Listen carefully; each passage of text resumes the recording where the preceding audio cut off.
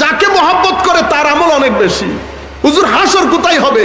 আমার নবী বলছেন আলমার উমা মান আহাব, তুমি যাকে মহব্বত করো তার সাথে তোমার হাসর হবে। এখন আবু যরের খুশির তো কোনো অন্ত নাই। আবার বলতেছে হুজুর আমল তো ওই ব্যক্তির মতো না। আমার নবী বলতেছে তুমি আমল রাখো, তোমার সাথে মহব্বত যার তোমার সাথে হাসর।